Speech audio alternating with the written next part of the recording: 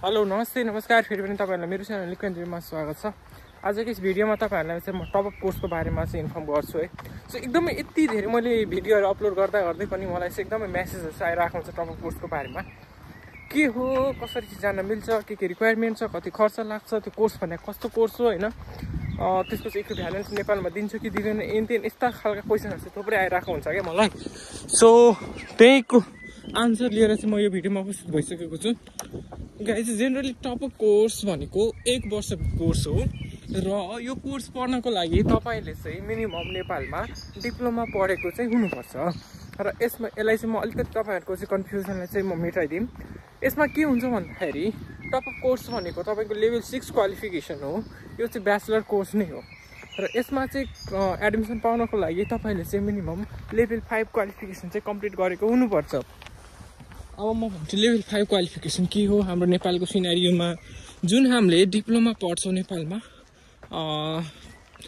3 इयर्सको diploma like PCL nursing पढ्छौँ, diploma in engineering पढ्छौँ हैन। सो यो कोर्सेसहरु भनेको हाम्रो चाहिँ लेभल 5 क्वालिफिकेसन मानिन्छ यसलाई। अब त्यो कोर्स यदि तपाईले पढ्नु भएको छ भने यहाँ युकेमा तपाईले चाहिँ लेभल 6 मा एडमिसन पाउनुहुन्छ, टप अप कोर्समा एडमिसन पाउनुहुन्छ। टप अप कोर्सको तपाईले चाहिँ टप अप कोर्स भनेकै तपाईले चाहिँ ब्याचलरको सिधै फाइनल इयरमा एडमिसन पाउनु भनेको टप अप कोर्स हो। लाइक अब +2 पढेकोले चाहिँ एडमिसन पाउँछ कि पाउँदैन, त्यसको आन्सर चाहिँ तपाईले चाहिँ +2 पढ्नु भएको छ भने टप अप कोर्समा चाहिँ तपाईले एडमिसन पाउनुहुन्न, किनकि +2 भनेको तपाईको चाहिँ लेभल 3 क्वालिफिकेसन मानिन्छ। सो तपाई +2 पढ्नु भएको छ भने चाहिँ त्यहाँ चान्स हुँदैन तपाईले चाहिँ टप अप कोर्समा एडमिसन पाउने है। सो यो एउटा कन्फ्युजन भयो। त्यसपछि अब म यसको रिक्वायरमेन्ट क्राइटेरियाहरुको बारेमा कुरा गर्छु। रिक्वायरमेन्टको कुरा गर्नु पर्दाखेरि चाहिँ तपाईले चाहिँ मिनिमम 65% चाहिँ ल्याउनु पर्ने हुन्छ तपाईले चाहिँ डिप्लोमामा। अनि आइएलटिएसमा चाहिँ अब युनिभर्सिटी हेरी त्यसको रिक्वायरमेन्ट हुन्छ। लाइक मैले चाहिँ पढ्ने युनिभर्सिटीको रिक्वायरमेन्ट भनेको आइएल्समा चाहिँ 6.5 नट लेस देन 6 हो र पिटीमा चाहिँ 61 नट लेस देन 60 हो। त्यसै गरी अरू युनिभर्सिटीमा पनि यो हेरी रिक्वायरमेन्ट होला। अनि अब ट्युसन फीहरुको चाहिँ कुरा गर्नु पर्दाखेरि चाहिँ मैले चाहिँ 12,000 तिरेर आएको छु। मेरो चाहिँ 16,500 अथवा 500 नै थियो, 16,500 थियो। त्यसमा चाहिँ 45 स्कलरसिप गरेर मैले 16,000 चाहिँ तिरेर आएको। 16,000 भन्नाले 45 स्कलरसिप 12,000 तिरेर आएको म। सो चाहिँ मेरो चाहिँ 12,000 ट्युसन फी रहेको थियो र 1 वर्षको। त्यसै गरी अब इक्विभ्यालेन्टको कुरा गर्नुहुन्छ भने चाहिँ नेपाल गभर्नमेन्टले चाहिँ इक्विभ्यालेन्ट दिनको लागि ब्याचलरको लागि चाहिँ मिनिमम 3 इयर्सको कोर्स हुनुपर्छ भनिएको छ। सो यो भनेको तपाईको 1 वर्षको ब्याचलर मात्र हो। सो यसको चाहिँ इक्विभ्यालेन्ट तपाईले नपाउन पनि सक्नुहुन्छ। अब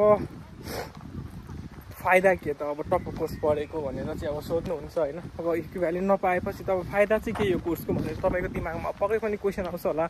सो त्यसको आन्सर के हो भन्दाखेरि तपाईले चाहिँ बाहिर चाहिँ के एमले चाहिँ जाँदै हुनुहुन्छ। तपाईँ लाइक म पढ्ने भनेरै जान्छु भनेर मेन्टालिटी राख्नु भएको छ भने चाहिँ तपाईले टप अप कोर्स भन्दा 3 इयर्सको ब्याचलरमा आउनु है। कि तपाईले हैन म पढ्नको लागि हैन, खासमा मलाई चाहिँ डिग्री चाहिएको छ, मलाई चाहिँ उतै काम गर्ने एउटा बाहना चाहिएको छ, उतै सेटल हुन खोज्नुहुन्छ भने तपाईले चाहिँ टप अप कोर्स भनेको top up course is one of the best course for you हैन। यो चाहिँ तपाईको लागि एकदमै राम्रो कोर्स चाहिँ हुनसक्छ, बेस्ट कोर्स चाहिँ तपाईको लागि हुनसक्छ। यसरी चाहिँ सोच्नु भयो भने अब मान्छेहरुको म्याक्सिमम तपाईहरुले चाहिँ हेर्नुभयो भने स्टुडेन्टहरु चाहिँ बाहिर देशहरुमा चाहिँ पढ्ने भन्दा पनि उनीहरुले चाहिँ एउटा काम गर्ने बाहना चाहिँ खोजिरहेको हुन्छ र मान्छेहरु म्याक्सिममको चाहिँ एम नै त्यही हुन्छ। बाहिर देश भनेको पढ्ने भन्दा पनि काम गर्ने हेतुले चाहिँ जान्छन् बाहिर स्टुडेन्टहरु बाहिर।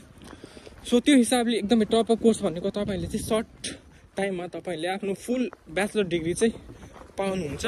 यो भनेको 1 वर्षको टप अप डिग्री भनेको 1 वर्षको ब्याचलर भए तापनि यहाँको गभर्नमेन्टले तपाईलाई चाहिँ फुल प्रायोरिटी दिन्छ। तपाईलाई जुन 3 इयर्सको ब्याचलर स्टुडेन्टले पढेको हुन्छ र तपाईले 1 वर्षको पढ्नुहुन्छ भने जुन 3 इयर्सको ब्याचलर पढेको स्टुडेन्ट हुन्छ उसँग जुन सर्टिफिकेट हुन्छ तपाईले नै त्यही नै मान्यता पाउने हुने हो। तपाईको 1 वर्ष भएर तपाईले चाहिँ डिस्क्रिमिनेट टाइपको हुन्छ नि, त्यस्तो नसोच्नु होला।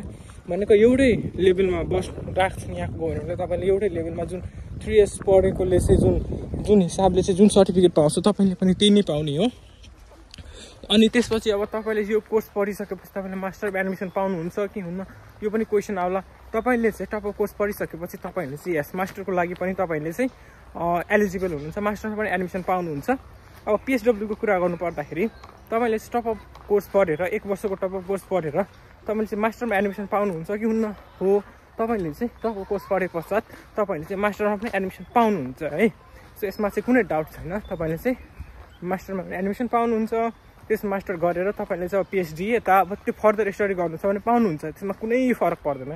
सो अब नेपालको केसमा चाहिँ नेपालको सिनारी हेर्नुहुन्छ भने चाहिँ त्यो इक्विभ्यालेन्ट सर्टिफिकेट चाहिँ पाउनुहुन्न, बाँकी सबै कुराहरू चाहिँ एकदम फिट छ टप अप कोर्सको लागि।